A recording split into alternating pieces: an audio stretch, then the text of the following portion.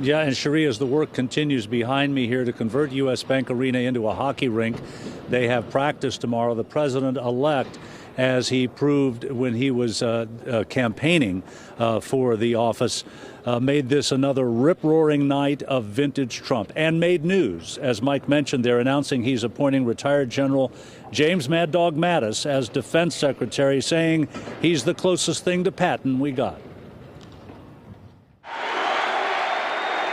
That he would start his thank you tour in Ohio is understandable. Donald Trump carried 80 of Ohio's 88 counties. I'm here today for one main reason, to say thank you to Ohio. Thank you. After that, Trump took a long stroll down recent memory lane, drawing ear-busting cheers, saying, "Didn't we have fun fighting with Hillary?"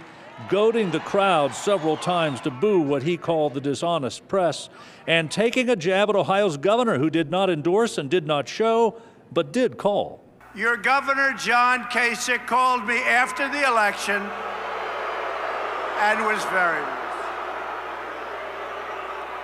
nice. He said, "Congratulations, that was amazing." He couldn't believe how much we won Ohio by, or the election by. Some folks brought their children here to witness history. The familiar signs were waving, and 3 Thursdays after America's decision on a school night, the thousands who turned out seemed glad they did. I'm so impressed that he would do this. I mean, he's so busy, but he's taking time to thank the people, and I think he is a lover of people. This 18-year-old Miami freshman says Trump's professed love of country resonates with her. Were you surprised that he won, Ellie? I was quite shocked. Sitting up till 3:30 in the morning, watching him take the stage and deliver his speech, I was just, in total shock. And Trump could not resist a reference to the Democrats' blue wall he supposedly wouldn't be able to break. We didn't break it, we shattered that sucker.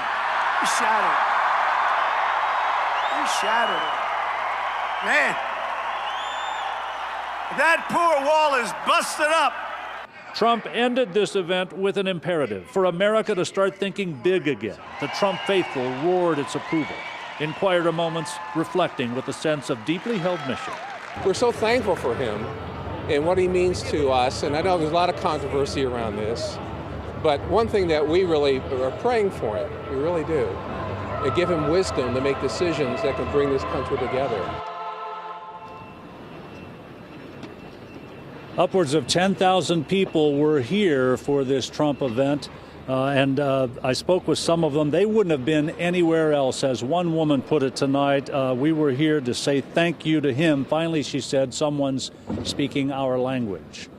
Live at U.S. Bank Arena, John London, WLWT News 5. And John, you mentioned the announcement tonight of retired General James Mattis. What do we know about the possible nominee? Well, he's got a reputation as a tough cookie. We know that he is a fierce critic of the current administration's policies in the Middle East. He's a Marine, spent 4 decades as a Marine. He's in his mid-60s, a hardliner on Iran, and he is known as someone who does not mince words, and I think it's safe to say probably does not care for people who do. All right.